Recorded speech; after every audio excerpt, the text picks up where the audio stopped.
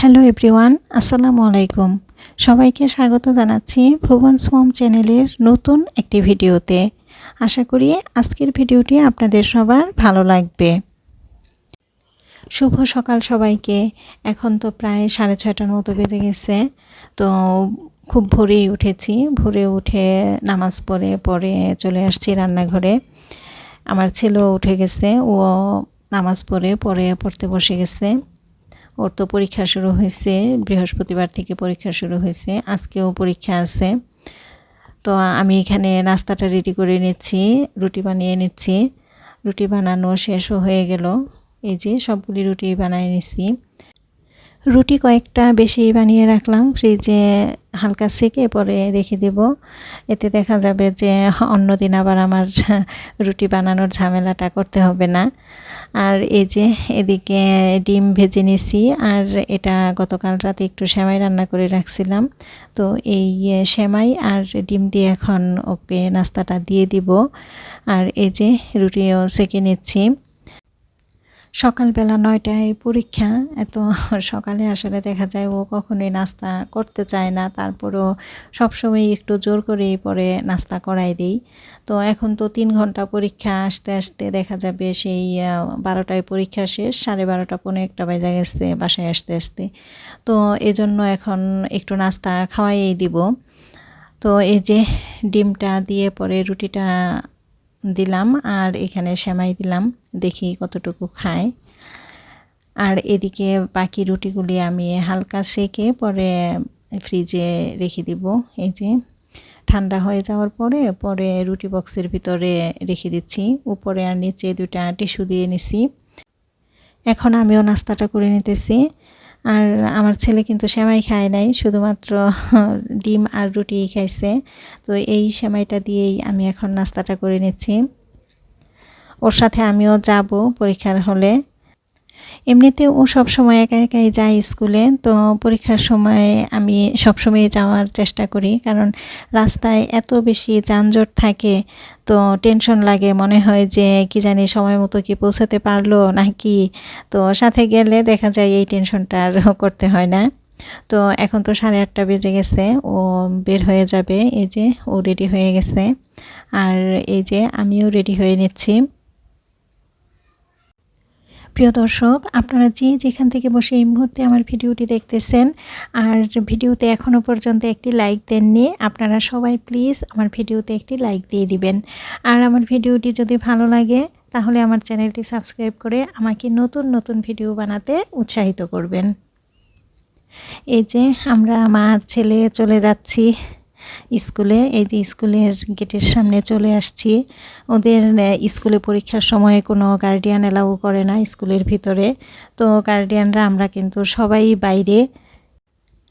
জানি স্কুলের ভিতরে কোনো গার্ডিয়ান ঢুকতে দিবে না, এর আগেও কিন্তু দেয় নাই।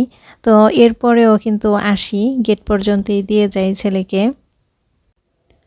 অনেক গার্ডিয়ান আসছে, তো সবাই কিন্তু বাহিরে দাঁড়ায় আছে। পরীক্ষা শুরু হলে তারপরে কিন্তু সবাই চলে যাবে। তো পরীক্ষা শুরু হওয়ার পরে আমিও চলে যাই, সবজি বাজারে চলে যাই। আর সবজি বাজারে গিয়ে এই যে সবজি নিয়ে পরে বাসায় চলে আসি। আর ওর পরীক্ষা যখন শেষ হবে তখন আবার যেয়ে নিয়ে আসবো। এখানে মিষ্টি কুমড়া, তারপরে বেগুন, মূলা শাক আর ধনেপাতা নিয়ে আসছি, এই সবজিগুলোই নিয়ে আসছি। তো 80 টাকা কেজি বেগুন, আর মিষ্টি কুমড়ার এই টুকরাটা নিচ্ছে 50 টাকা। তারপরে ধনেপাতার দাম কমই, ধনেপাতা 10 টাকা আটি, বেশ অনেকগুলা ধনেপাতাই আছে। আর মূলা শাকটাও 10 টাকা আটি। তো শাকের দামও মোটামুটি কমই। এরপরে আমি দুপুরের রান্নাটায় চলে আসছি। দুপুরে আজকে শুটকি রান্না করব আর ভাত। তো এই শুটকিটা কিন্তু অনেক বেশি মজার। এই শুটকিটা ভুবনের বাবা যে কিছুদিন আগে কক্সবাজার গিয়েছিল, তো সেখান থেকে এই শুটকিটা আনছে। তো এই শুটকিটা রান্না করার জন্য এখানে আমি আলু, বেগুন, সিম, তারপরে কফির যে ডাঁটগুলা থাকে এগুলি খুব সুন্দর করে পরে কেটে নিছি।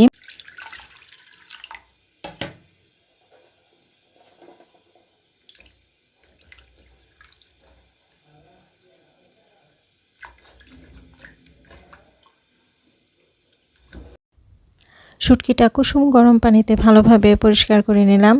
তো এখন এই যে তরকারির সাথে শুটকি দিয়ে দিলাম, আর এইখানে রসুন, পেঁয়াজ, জিরা এই 3টা মশলা একসাথে বেটে পরে দিলাম। এরপরে হলুদের গুঁড়া, মরিচের গুঁড়া, ধনিয়ার গুঁড়া, লবণ, তারপরে পেঁয়াজ কুচি, আবার কিছু রসুন কুচি করেও দিলাম, কাঁচামরিচ। এরপরে তেল দিয়ে এখন ভালোভাবে মাখায় নিব। এই শুটকির তরকারিটা কিন্তু এভাবে রান্না করলে খুব মজা লাগে। তো এখন এই যে সব তরকারির সাথে একসাথে মশলা মাখায় নিছি। তো এখন হালকা অল্প একটু পানি দিব, বেশি পানি দিব না, অল্প একটু পানি দিচ্ছি। এখন রান্নাটা বসাই দিলাম, এক চুলাতে ভাত আর আরেক চুলাতে তরকারিটা বসাই দিতেছি। তো গ্যাসের ফ্লেম আজকে মোটামুটি অল্পই বলা চলে, তারপরে ওই যে তো হয়ে যাবে, ভাতটা আর তরকারিটা হয়ে যাবে। তো দেখি কতক্ষণ লাগে, কারণ এই রান্নাটা শেষ করে এরপরে আবার ছেলেকে আনতে যেতে হবে স্কুলে। তো এর মধ্যে যদি রান্নাটা শেষ হয়ে যায় তো ভালো। তরকারি থেকে কিন্তু অনেকটাই পানি উঠছে, তো আমি কিন্তু অল্প একটু পানি দিয়েছিলাম, তো এই পানিটুকু কিন্তু তরকারি থেকে উঠছে। তো এই পানিতেই আস্তে আস্তে তরকারিটা সিদ্ধ হবে। আর এই শুটকির তরকারিটা না শীতের সময় খেতে বেশি মজা লাগে, কারণ শীতের সময় ধনেপাতা থাকে, আর এই যে সিম, কফির ডাঁট, মূলা থাকলে মূলাও দেওয়া যেত, কিন্তু আমাদের ঘরে মূলা ছিল না, তাই দেই নাই। তো এইসব সবজিগুলা দিয়ে কিন্তু শুটকিটা খেতে ভীষণ মজা লাগে। তো এখন এই যে তরকারিটা কিন্তু হয়ে আসছে, আমি ধনেপাতা দিয়ে দিলাম। আর ধনেপাতা দিলেই কিন্তু শুটকির তরকারির টেস্ট অনেক বেড়ে যায়। আর এই যে ভাতের মারটাও সরাই ফেলছি, ভাতও হয়ে গেছে। তো এখন এই যে তরকারিটা আমি একটা বাটিতে নিয়ে নিচ্ছি। তরকারিটা থেকে কিন্তু অনেক সুন্দর স্মেল আসছে। যারা আসলে শুটকি পছন্দ করেন তারা কিন্তু এইভাবে শুটকি আমার মনে হয় সবাই খায়, তো বেশ ভালো লাগে কিন্তু। তো এই যে তরকারিটা এখন আমি টেবিলে রেখে দিব। তো দুপুরের রান্নাটা কিন্তু আমার হয়ে গেল, এখন আমি ছেলেকে আনতে চলে যাব। ভাত আর শুটকি এই আজকে দুপুরের খাবার। তো যেহেতু আজকে ছেলেকে আনতে আবার যেতে হবে, তাই আর অন্য কোনো কিছুই রান্না করলাম না। শাকটা দেখা যাবে বাছতে, তারপরে কাটতে অনেকটা সময় চলে যাবে, তো এই জন্য আর রান্না করলাম না। তো যাই হোক, এই যে আমার শুটকির তরকারি আর ভাত এই আজকে দুপুরের খাবার। এরপরে আমার ছেলেকে আনতে আবার স্কুলে চলে যাই। তো স্কুল থেকে ওকে নিয়ে এসে এরপরে দুইজনেই গোসল করে নামাজ পড়ে খাওয়া দাওয়া করে রেস্ট নিয়েছি। এরপরে এই ভিডিওটা হচ্ছে বিকালের ভিডিও। তো এইখানে কিছু পটলের ছাল রাখা ছিল ফ্রিজে, তো সেই পটলের ছালগুলি ভাবলাম যে ভর্তা করে রেখে দেই। তো এখানে পেঁয়াজ, রসুন, কাঁচামরিচ দিয়ে পরে ভালোভাবে যে তেলে ভেজে নিচ্ছি। তো ভর্তাটা করে রেখে দিলে দেখা যাবে কি অনেক সময় চাপটি বা চিতই পিঠা বানানো হয়, সেই চাপটি বা চিতই পিঠা দিয়ে কিন্তু খাওয়া যাবে। আর এদিকে ছেলেকে একটু নাস্তা দিচ্ছি। তো নাস্তা আজকে তৈরি করার ঝামেলা নাই, কিছুদিন আগে ভেজিটেবল রোল ফ্রিজে বানায় রাখছিলাম, তো সেখান থেকে নামায় নিচ্ছি। তো এই রোলই ভেজে দিচ্ছি। প্রায় সময়ই আমি ভেজিটেবল রোল বানায় পরে ফ্রিজে রেখে দিই, আর ফ্রিজ থেকে নামায় কিন্তু ঝটপট নাস্তাটা দিয়ে দেয়া যায়, এই একটা সুবিধা।